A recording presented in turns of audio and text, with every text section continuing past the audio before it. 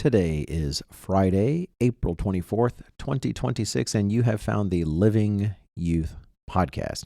My name is Wallace Smith. Welcome to the podcast. As mentioned last week, my co-host, Mr. John Robinson, is taking some planned time off. He should be back next time, and I do look forward to his return. We have a slew of topics that we'd like to talk about, and I don't want to cover those without him. So very much looking forward to him being back, sitting across the table from me. In the meantime, what are we going to look at today? Today, we're going to look at faith. Now, it is a very deep subject, sometimes so deep that it's easy to get lost when trying to understand it. But what we're going to do today is we're going to step back a bit and take a simpler approach and put it in some terms that might be smaller in a way, but smaller terms that it might be easier to get a good handle on. So today on the podcast, we're going to simplify the topic of faith.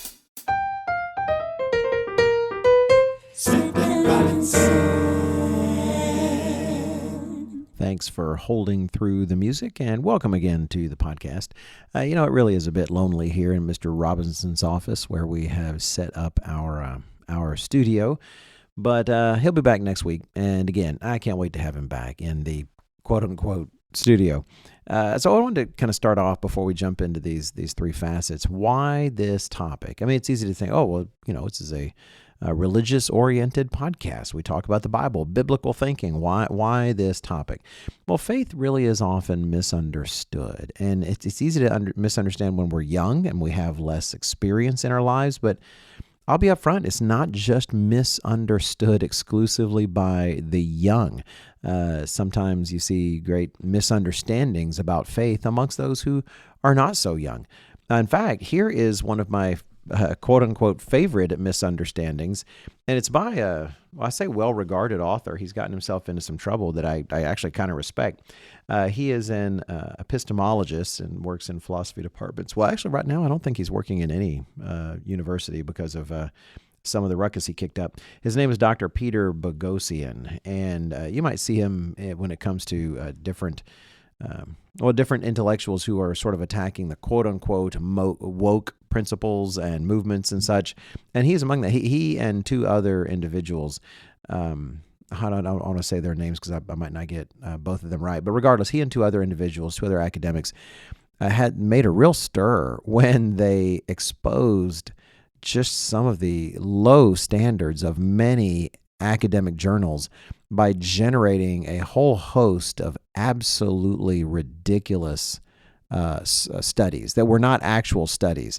One of them, for instance, that was been talked about a great deal, supposedly studied kind of quote-unquote rape culture in dog parks concerning how dogs, were interacting with each other. And they just whipped up all these ridiculous studies and submitted them to journals. And while not all of them were accepted, many of them were. It was ridiculous. And it showed how the idea of peer review in these particular journals was virtually non-existent. Nobody was really going through the research and determining if it was a quality study. And boy, did that make a lot of people angry. And then in the end, I think people tried to bring him up on ethics charges for submitting, false studies when that was the whole point. Anyway, I won't go into all those details, but they ended up paying quite a price for it. He ended up, he no longer works for the university that he did work for, but I think he's kind of on his own. He's sort of found I would say sort of like what Mr. Jordan Peterson did in the past, kind of found his own niche. However, he is generally, and it's been so long since I've read his book, he is an epistemologist. And if you just want to understand epistemology, it's generally the study of how people come to know things. What does it mean to know something? That's one way to think about it. And the book is not one I recommend, but it's one that I'll say that I read for a research purpose. In fact, I need to look at the beginning. Do I have, I have a stamp that I use for some books that acknowledges the book is filled with heresy.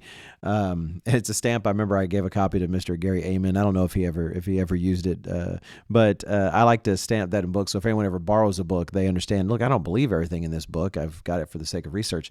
This one in particular by Dr. Boghossian is titled A Manual for Creating Atheists. And part of my research for writing and working for the church, I thought, okay, what is he? Well, essentially, he considers himself sort of a street epistemologist, as someone who's almost like what you would consider an evangelist, but for atheism, for not believing in God.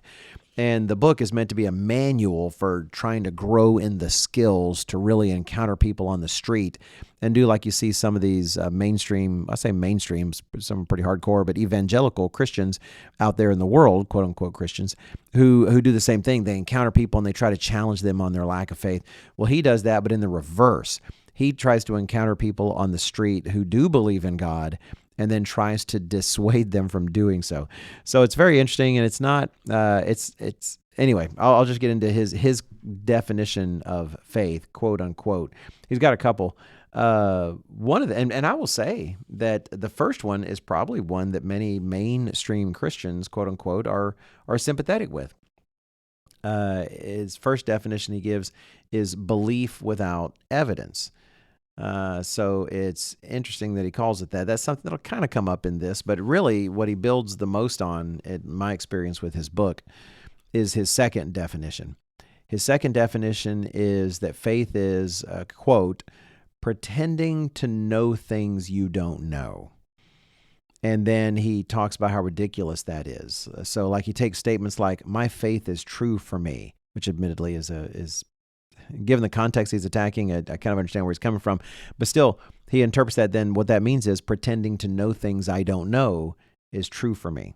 When someone says my faith is beneficial for me, that means pretending to know things I don't know is beneficial for me. Someone says I have faith in God. He says that means I pretend to know things I don't know, about God. Well, his book makes mistakes on absolutely multiple levels. However, part of the, if I could say that it really is actually amazing that such an intelligent person can make such profound mistakes, even, and this is going to sound absolutely presumptuous on my part, but still, even in his own field of epistemology, talking about, knowledge and what does it mean to know something. Later on, he kind of highlights that if you claim to know something, or if something is stated, a true statement, you either and do you believe this? Is this true or false? You can either say yes, no, or I don't know. And then he highlights how a lot of people will say yes or no, and really the best thing to be able to say is I don't know. And he thinks they should extend that then to their belief in God. They should clearly say I don't know, because there's no way they can know that he exists. But really, if you actually read his examples, especially as an epistemologist, you'd have to understand that he's essentially making an argument. If you really take it for what it is saying, you'd have to say I don't know to just about every statement. Like right now, I'm recording this on a Friday, but if I really take the way he talks about things, if you were to ask me, well, you are taping this on a Friday, do you know that, or do you not know it, or do you what's the case? Is that true, false, or you don't know? And actually, based on his own arguments, I'd have to say he'd have to say I don't know. There's a lot of things I don't know. There's degrees in understanding, degrees of knowledge, and he just doesn't address that really well. At least not in my take. But anyway, that aside, part of the strength of his claims in the book, when he's addressing faith, is the fact that actually there are many quote unquote Christians out in the world, nominal Christians out there, that do believe that's what faith is. The faith is just absolute belief, even if it's contradictory to the evidence, like he kind of talks about that in there. And what he's doing is that he's finding people of these kind of shallow beliefs, and he's taking them apart, and their beliefs, their faith, their understanding, what they trust in, etc. It really is shallow, and it is broken. In fact, I've thought it'd be a good podcast to talk about one in particular, what I call the Abraham trap. Would be good to bring up, and Mr. Robinson and I've talked about it a little bit. Maybe we'll do that for a future podcast. He's also addressing some of the terrible philosophies in some strains of the world's Christianity. There are those who say, for instance, I've heard someone say that if you have evidence to support it, it's not faith. It's like, no, the only way it can be faith is if you're just believing it, in contradiction to all the evidence, and they'll take a verse or two here or there and somehow twist that into as if that's what that means. But, if you believe that, well, then the 12 apostles didn't have faith because they literally saw the resurrected Jesus Christ. They spoke with the resurrected Jesus Christ. They ate food and he ate food in their presence. They touched the risen Jesus Christ. He said, hey, put your hand here at my side. He said to Thomas. They did have evidence. So is that to say that they also didn't have faith? The fact is, faith is something far richer than what he boils it down to. And what these individuals who make this claim about faith, that somehow if you have evidence, suddenly it's not faith anymore. But then some go to the other side, and that is also a mistake. Some talk about faith and they say that faith is something that is always 100% backed up by evidence, that you've always got this kind of evidence, and that's what makes faith. Well, that's not true either. Sometimes it's rooted in a misunderstanding of Hebrews chapter 11, and I'm going to spend a lot of time in Hebrews 11, though not exclusively today.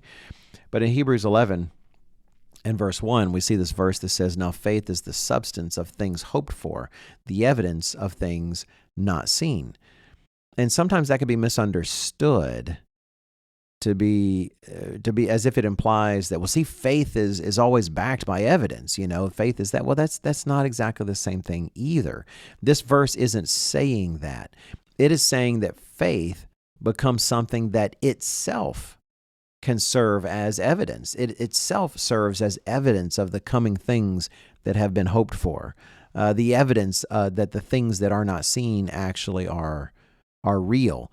It's not saying that faith is always in every aspect backed up by some kind of evidence. It can be consistent with evidence, to be sure, but it's not saying that faith is something that in every way, that always has this evidence. It's again a richer topic than that. Faith is something that over time, growth and experience can become the very evidence that we end up relying on. Honestly, it's a deep subject. If you'd like to dive into Hebrews chapter 11 and verse 1, I can do few things better than recommend Mr. Gerald Weston's article it's a 2017 article, a Living Church News article. I can't recall the month, but it was 2017 Living Church News, and it was an article titled just simply Understanding Hebrews 11:1. And he talks about that and making sure that we don't misunderstand Hebrews chapter 11 and verse 1. So that said, it is very easy for people to misunderstand. And yet at the same time, it really is essential. I've already opened up to Hebrews chapter 11. Here as we wrap up kind of our intro and setting the stage, let me jump to verse 6 of Hebrews 11. It says here, and we're just going to read the first part because we're going to parse out Hebrews 11 verse 6 in different ways. But Hebrews 11 verse 6 at the very beginning says, "But without faith, it is impossible to please him." He's talking about God. You want to please God, but without faith, it's not possible. You actually can't please him without faith. Well, that's a huge statement. I know you listening out there, part of why you're listening is that you do want to please God. That's what you want to grow in. You're struggling to think more biblically in the world because you want to be able to please God. You want a relationship with him. Well, verse 6 says, without faith, that's not possible. So what we're going to do for the rest of the podcast today is I'd like to take a simple approach that it does recognize some of the complexity of faith, but while also trying to keep things simple enough that we're able to better understand faith. And what we're going to do is we're going to look at three fundamental elements of faith.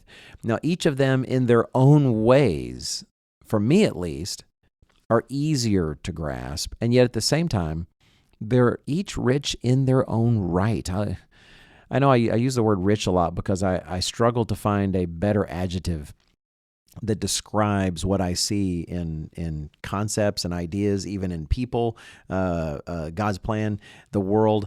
Rich is a great word, and faith is a rich topic, and each of these three elements on their own are rich topics and could be spent a lot of time on, but they're also relatively, at least for me, easier to grasp than faith, and they are facets of faith.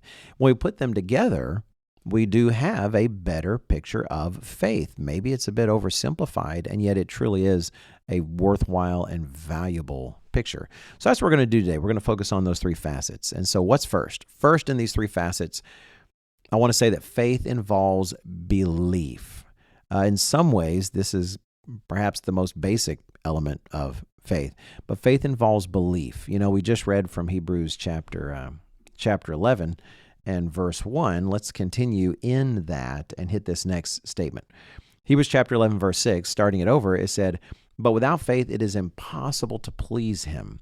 For he who comes to God must believe that he is." There's more to it, but we'll pause there. Must believe that he is. Now, again, that should seem kind of obvious. How can you have faith in God if you don't believe that he exists? How can you actually even want to please him if you don't believe that he exists?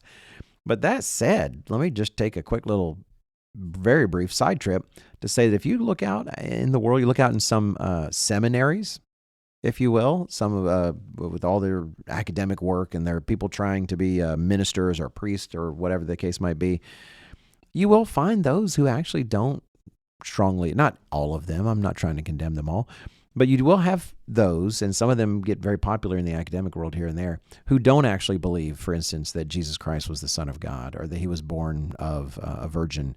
Or some of them you might even wonder if they believe God exists, but faith somehow is beyond all of that for them. And the faith is something you can practice without those beliefs. Well, that's hogwash. That's absolutely nonsense.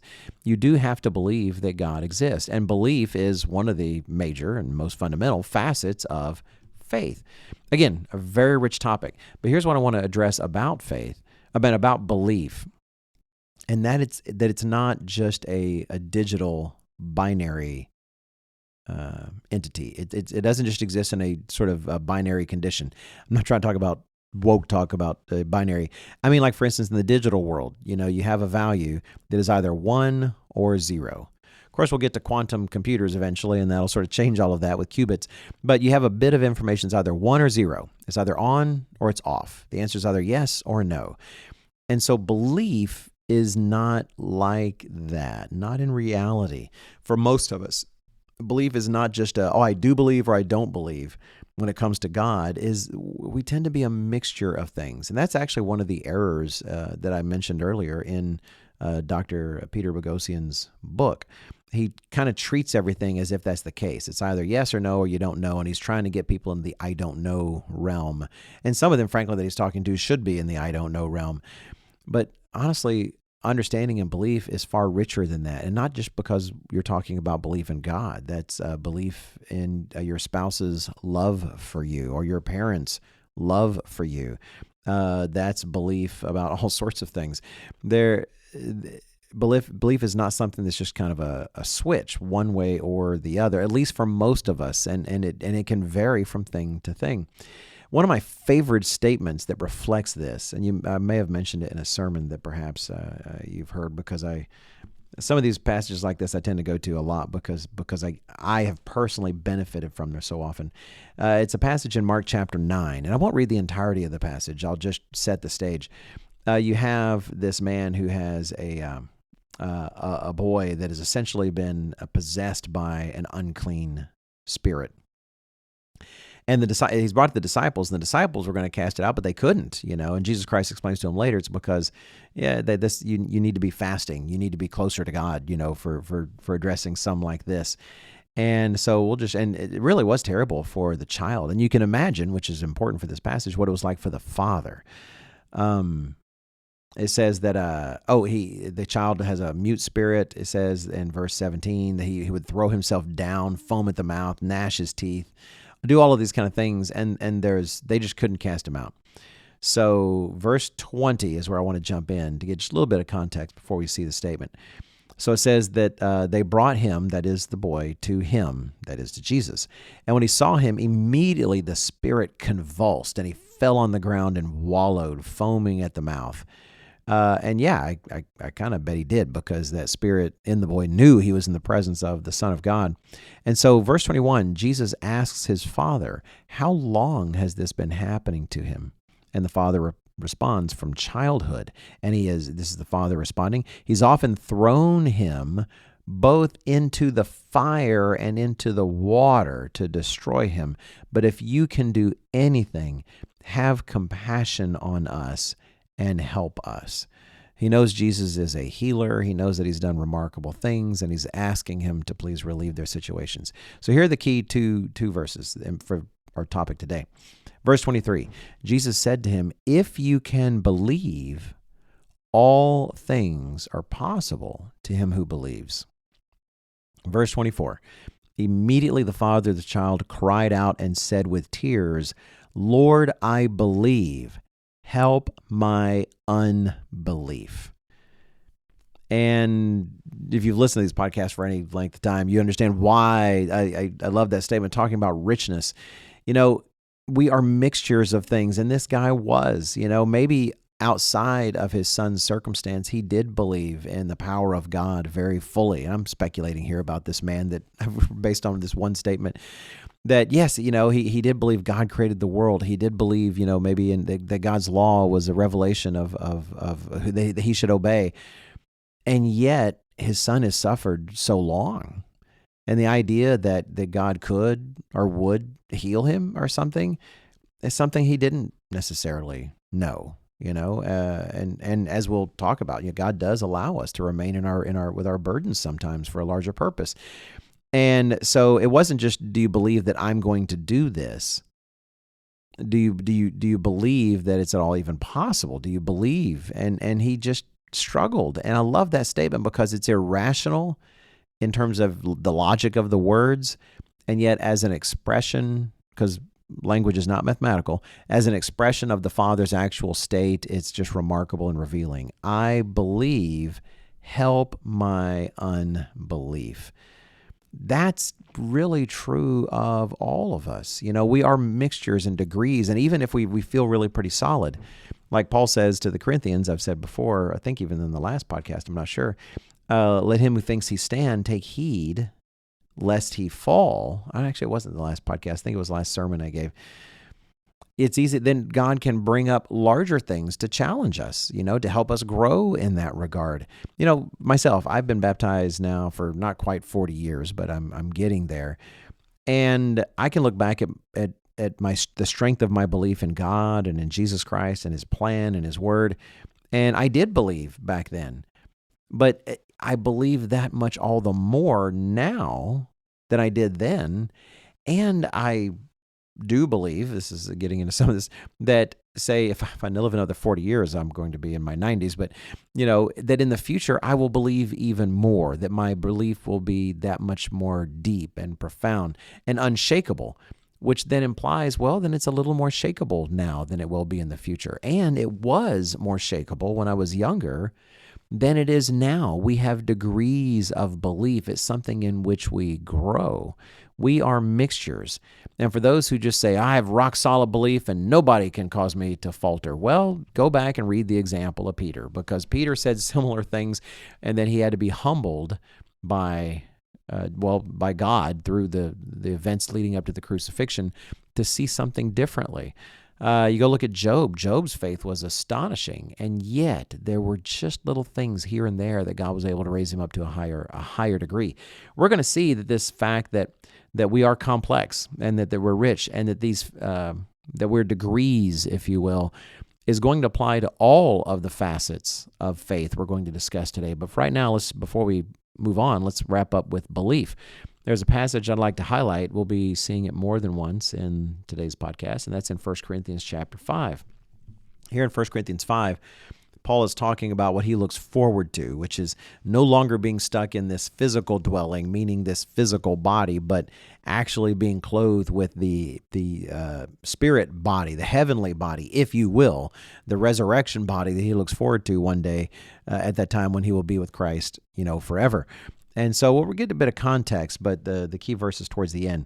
As he's talking about this in 2 Corinthians chapter 5 and verse 1, he says, For we know that if our earthly house, this tent, is destroyed, we have a building from God, a house not made with hands, eternal in the heavens.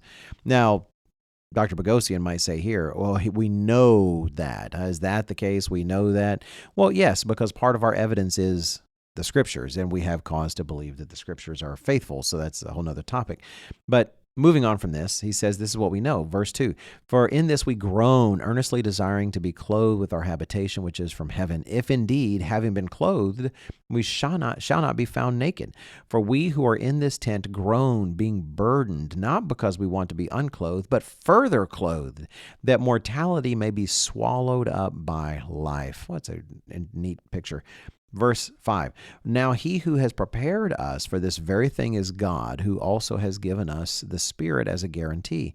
So we are always confident, knowing that while we are at home in the body, we are absent from the Lord. Knowing that while we're still walking around here, we're not in his presence the same way we will one day be. We are in his presence. He's dwelling within us, and yet there's going to be this even more intimate existence in his presence in the future.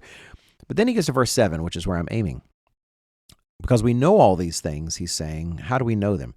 Verse 7, for we walk by faith, not by sight. Now, what does he mean by that? Well, what if we had just nothing but, say, the traditional scientists' evidence, if you will, that which they accept, which is in the natural world, what we see, the physical, the tangible, and that's all we had. Well, what evidence would you actually point to for this? Well, I mean, like I do believe that that's where I'm going, and the evidence, which is a larger pool of evidence that I pull from, unlike, say, the person who's committed to the natural naturalism, methodological naturalism, methodological naturalism, what would I have to point to? Like, it's not like I look at my left hand, which I am doing right now as I talk with you, and I see, oh, look at that.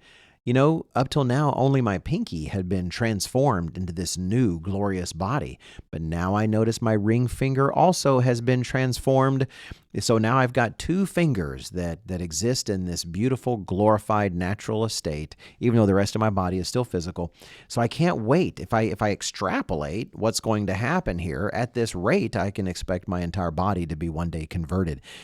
Well, that's ridiculous. Now, if you are experiencing that, I will say, well, I'll just say, no, you're not. Actually, you need to talk to your pastor. However, in fact, you post some photos, right? Well, that's something you'd probably show on Instagram or some, sort of social media service. That's not why we believe this. But we do believe that. We have access to additional evidence that those who are stuck with only naturalism don't have. We have God's Word, which, again, based on various evidence, we can conclude reasonably this is the Word of God, even if we can't answer all the questions about it. Just like those who believe in evolution can't answer all the questions about it. Those who believe in quantum mechanics, like I do, can't answer all the questions about it. The existence of questions doesn't mean that something is false. If that's the case, then everything's false. But we can come to reasonable conclusions, and then we grow in that belief from that, especially with some of the elements we're going to talk about after belief. But the fact is, I believe God's Word, and God's Word says that is what is ahead, and that's what he's talking about. We walk by faith, not by sight, not just by the things we can physically interact with in this world, by those things that are accessed as we transcend that world and consider other things. Faith involves beliefs. We believe that God exists. We believe Jesus Christ is his Son. We believe the Bible is his Word. We believe that the church of God is his church. And as we grow over time, we grow in those beliefs. Those beliefs become greater. They become stronger. This one's been pretty foundational. I know we're taking a lot of time, but let's just look at one more verse related to belief. And it's not the one that would be easy to go to, though I'll refer to that. Rather, I'd like to pick this up for the sake of making other points. Hebrews chapter 11, again, a lot of time in Hebrews chapter 11, often called the faith chapter. Hebrews chapter 11, starting in verse 8. We read about Abraham here. It says, by faith, verse 8, Abraham obeyed when he was called to go out to the place which he would receive as an inheritance. And he went out, not knowing where he was going. By faith he dwelt in the land of promise, as in a foreign country, dwelling in tents with Isaac and Jacob, the heirs with him of the same promise. Verse 10, for he waited for the city which has foundations, whose builder and maker is God. So you have this testimony of Abraham's faith, and it says elsewhere, in fact, I think we'll read one passage later that talks about that, how his belief was counted to him as righteousness. He believed these things. God promised him these things were true. And yet these are things that he would not actually see with his own eyes, the fulfillment of these promises within his physical lifetime. He was not going to see those things happen. And yet, he believed that they were true to the point that he committed his whole life to them, which we'll kind of talk about later. So anyway, belief is an aspect of faith, and it is something we grow in. It's not something we instantly begin. It's like, oh, good, now I believe in God. My belief is perfect, and it'll never, ever vary, never be challenged. I got it. No, it's something that we grow in. Things start small, like a mustard seed. Okay, let's move on. Another facet of faith, and because faith is sometimes conflated with just belief, and yet you can believe that God exists, and no one would really, if that's where it stops, no one would necessarily describe that as faith.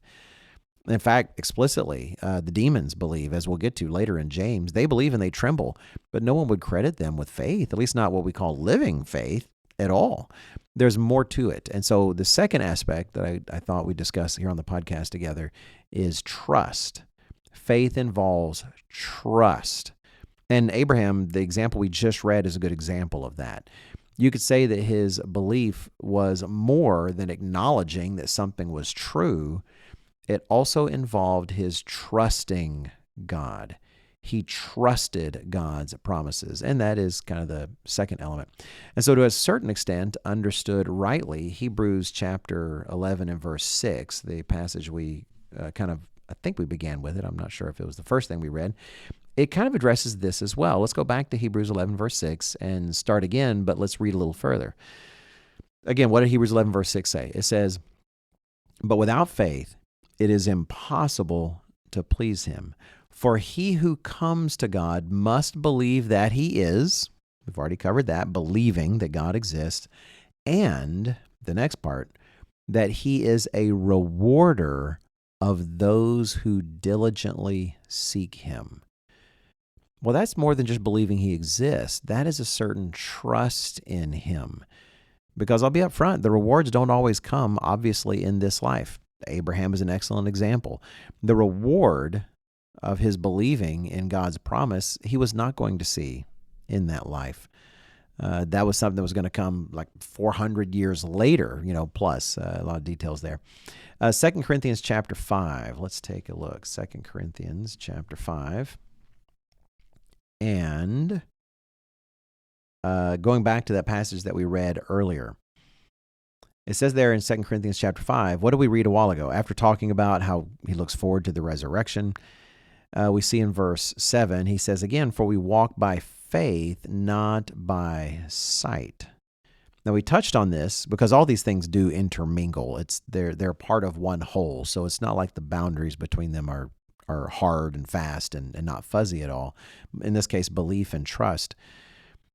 But let's think about that statement some more. We walk by faith and not by sight. Well, why do we believe these things?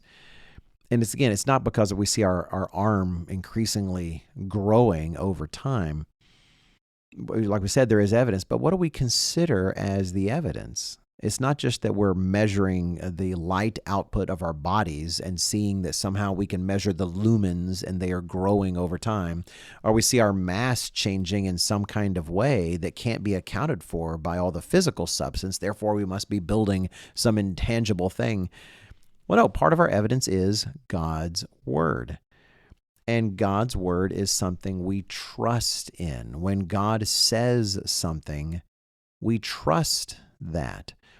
Just like it is for, if you have an individual, a friend that has proven himself trustworthy, that his past practices have shown I should depend on his word. When he says it, I'm way better off believing it than not believing it. And then he tells you something that seems a stretch. And you have to decide, well, do I trust him or not? and yes, evidence plays a part in that, but it's just not sufficient, because if you've demanded evidence of your friend of all the things they tell you, well, then you're not really trusting your friend. You're requiring him to prove, and boy, that's a whole nother podcast about whether proof even happens or not outside of the mathematical realm. You trust what he says. Well, we trust our Father in heaven. We trust what he says. Now, again, this is a very rich topic. All of these are rich topics, but I'm trying to boil down faith to these kind of smaller subunits, if you will, that can be tackled independently. We talked about belief.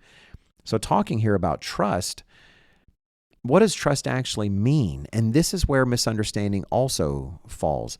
Trust doesn't mean that trusting God doesn't mean that we always believe he's going to do exactly what we want him to do or what we ask him to do. And some people do think that's what trusting God means. That's how they turn faith into some sort of some kind of like relying on a magical genie, where the genie, if you make 3 wishes, he must do exactly what you're going to say. Well, that's not actual faith. And it's definitely not trust. That's treating God as if he's just some sort of mechanical laws of nature. So that, as long as I make my belief points and my trust points high enough, then everything I ask for is exactly what's going to happen. That's not what real trust is. Trusting God means not just trusting, he's going to do exactly what I ask him. I ask him to protect me, and he's going to do exactly that. I ask him to make sure that we don't go bankrupt. He's going to do exactly that. Trust is actually more than that. It means trusting him to choose what to do and committing to whatever that choice is. Now, that's a high degree of trust, and it's something we grow toward, but that's what trust actually is. People try to paint faith like it means you just always know I know God's going to heal me in this life, or he's going to protect me in this life. He's always going to provide me a physical reward in this life. Well, it is great that he does. It is wonderful to see healings take place and to experience healings. It's wonderful to be physically rewarded in this life, maybe with a wonderful marriage or healthy children or all sorts of things. But at the same time, while God often does do those things, he does have a larger and greater purpose, not just for our lives, but the lives of others and people in the world. And that's kind of what you saw, for instance, with Joseph. I talked about the verse inspired by a sermon Mr. Mike DeSimone gave recently about forgiveness. It made me think of trust, because with all the terrible things that Joseph went through in terms of being sold by his brothers into slavery, he eventually saw that God did all that for their benefit. He allowed them to do these terrible things, knowing that he would use Joseph for their benefit, to save their lives. And it took him a while to see that, but he eventually did, and probably grew to trust God all the more when those things came together. And that's speaking of someone who actually did trust God in different ways earlier in his life, because it's something we grow in. It's a matter of looking to God and saying, God, here's how I want things to turn out. But just like Jesus Christ said, yet your will be done. Because I trust you. I trust that you have the larger picture in mind. And I trust that even if for some reason healing me is not the best course for me, or maybe it'd be wonderful for me, but you're working something in the lives of other people by not healing me, or even if you're working something out in the world by not healing me, or even if you want me to experience this for the rest of my life because you have a plan in the millennium for people that I can talk to, or even if it's beyond the millennium, it's just simply some aspect of my eternal life that is going to be better served by what I'm experiencing now, to the point that I'm going to experience that in eternity and say, thank you, God.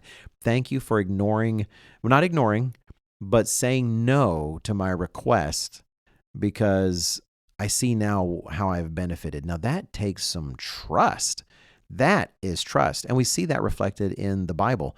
In fact, let's look at just one example in Daniel chapter 3. Another one of my favorites. It's kind of fun doing the podcast and bringing up some of my favorite passages on these topics. In Daniel chapter 3. And I talk in more detail about this in a sermon I gave some time ago.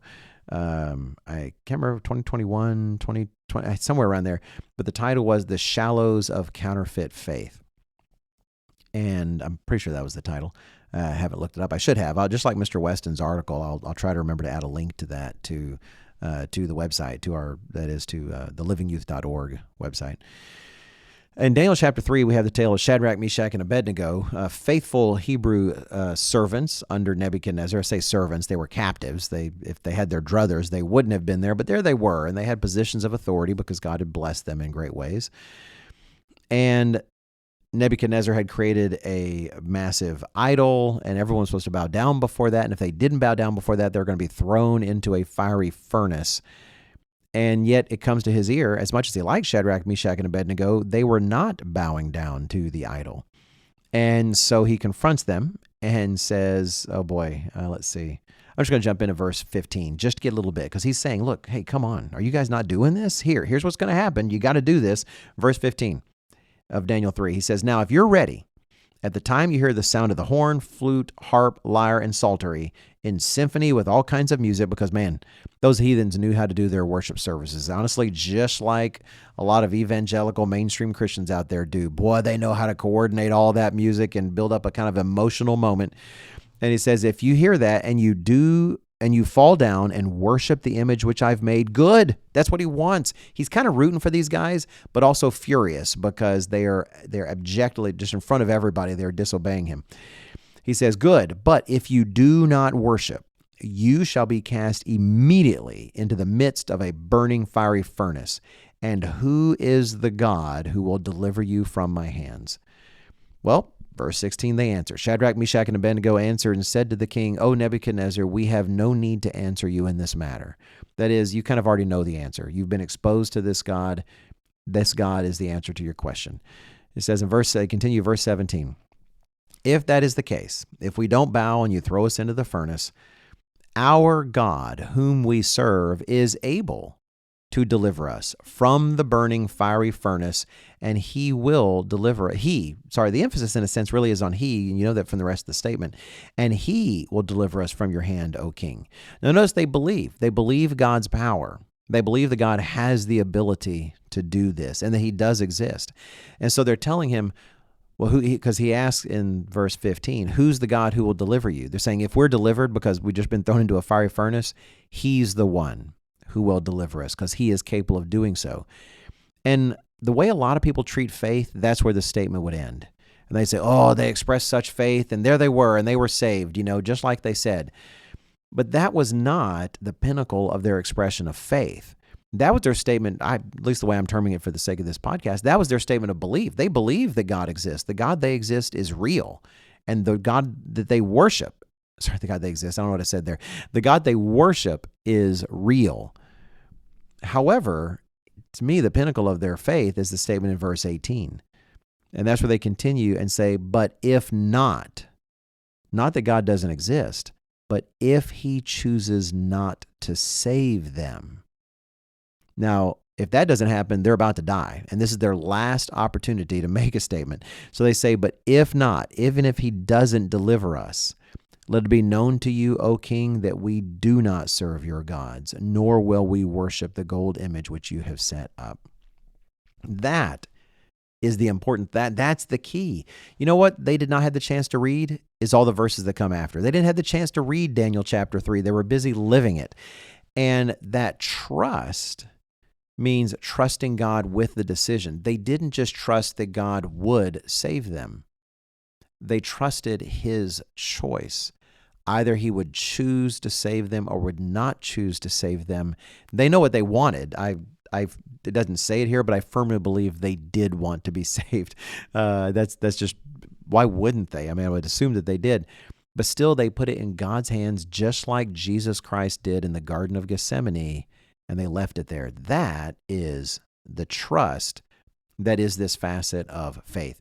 It reminds me, before we move on to the third thing, of actually, of all things, President John Quincy Adams. Long time ago, he's the son of the more famous John Adams, founding father of the United States, and he himself also became a president. And I don't know I've only read this context once. His quote I'm very familiar with. It's actually been a favorite of mine for decades. But apparently, and this makes sense given his father, that even as president, this is before the Civil War, he fought for the emancipation of slaves in the U.S. As president of the United States, he struggled to try to get slaves to be freed, the emancipation of slaves.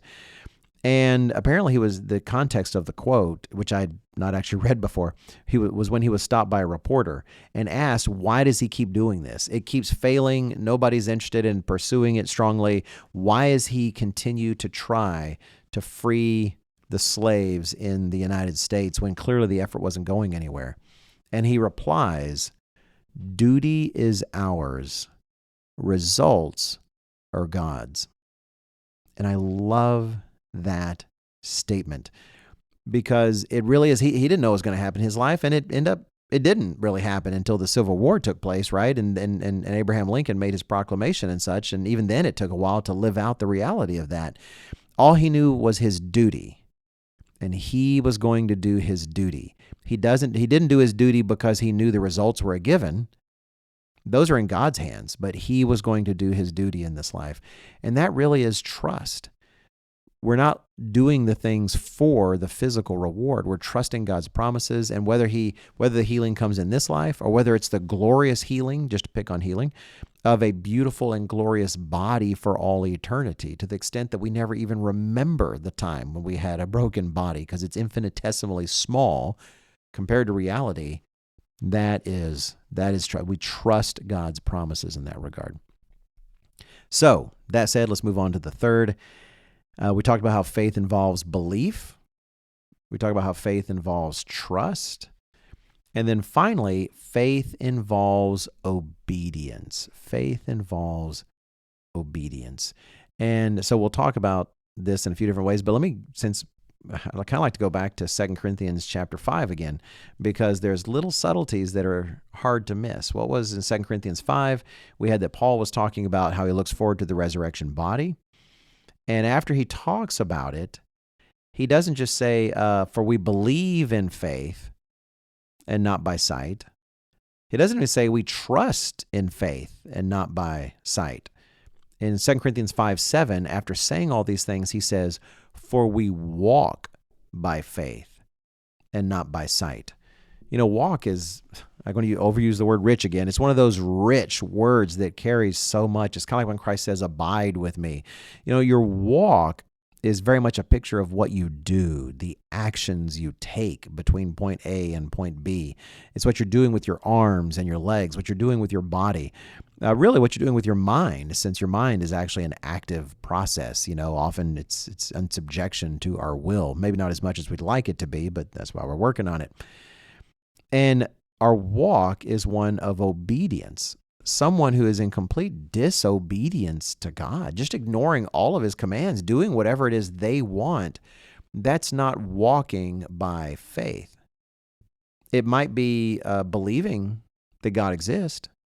It might be trusting that when God promises something, it's going to come true. But if it doesn't actually impact what we do, then it simply isn't faith. It's something else. There's a few go-to passages to go to. I'm just going to pick two, and then we'll come back to Abraham again. One is Hebrews chapter 8.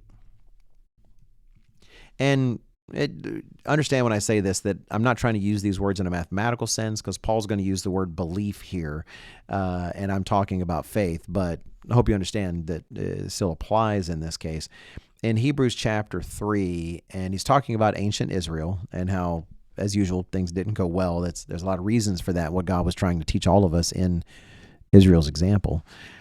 And in Hebrews chapter 3, and we're going to see, as he talks about how they just died, that whole generation that came out of Egypt died in the wilderness. And so he says in verse 18, speaking of them, Hebrews 3, we're going to read verses 18 and 19. It says, and to whom did he swear they would not enter his rest, but to those who did not obey? So we see that they could not enter in because of unbelief. Now, in this case, I want to bring up unbelief. It's easy for us to think, because we live in a world where there's so many atheists or agnostics and such around us, that belief is just, do you believe God exists or not? And this. Well, No, he's talking about a profound kind of unbelief that I'm kind of addressing here. He's talking about really what I would call faith. They believe God exists. Well, absolutely, they did. They did believe that God exists. They saw the walls of water on either side. They walked between them. Later on in Korah's rebellion, whenever God opens up the earth and swallows them, it's not that they don't believe that God did that. I like to joke that they think that, Moses and Aaron just pulled a lever somehow to make the earth open up and swallow people. But no, I think they recognized miracles when they saw them, but it didn't go far enough. It didn't go deep enough. And Paul equates their lack of obedience to actually lack of belief. In this context, I would say a lack of faith, lack of actual faith. In fact, one of the most blatant and really a go-to passage, even if you only remember the chapter. Some people worry they don't remember chapter and verse when they want to. I want to say, hey, at least just focus on the chapters then. Make it easier for yourself. Focus on the chapters. And if you can remember James 2 as a go-to chapter for talking about faith, well then, hey, you're halfway there. If you get in the chapter, you can always read a lot of it to figure out where exactly you're looking for. But we're going to look at some, I've already referred to one of these passages. Let's see, we're going to read a large section because it's worth reading in full.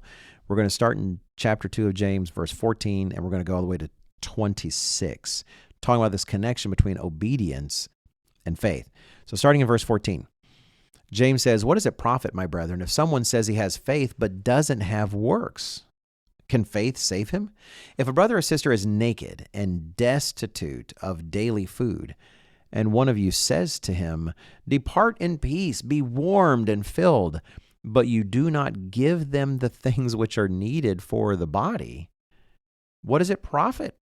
He says, "Thus also faith by itself, if it does not have works, is dead." And we're not talking about a dead faith today. We're trying to talk about a living, live faith. Verse 18, he says, "But someone will say, 'Well, you have faith and I have works.' He says, 'Show me your faith without your works.'" He's saying sarcastically, if you can pull that off, "and I will show you my faith by my works. You believe that there is one God, you do well. Even the demons believe and tremble." That is, in terms of that shallow degree of faith where you just believe God exists, man, they've got that, right? They all know. They know the condition they're in. They know the destiny that is rushing toward them. They believe and tremble. Verse 20, he says, "But do you want to know, O foolish man, that faith without works is dead? Was not Abraham, our father, justified by works when he offered Isaac his son on the altar?" And I've seen this passage we're about to read, I've seen Protestant writers, evangelical writers, just kind of be apoplectic about all of this, trying hard to say that James is not saying what he's saying. They're saying, oh no, justified in the face of other people, validating his faith in the face of other people, but not God. Well, that's literally not what James says. Just keep reading what James says. He specifically highlights how it was justification before God. And I'm not saying all those writers did that, but many of them do because they try to hold on to this idea that works don't play an active and necessary role in our faith. He says again, verse 21, "Was not Abraham our father justified by works when he offered Isaac his son on the altar? Do you see that faith was working together with his works, and by works faith was made perfect?"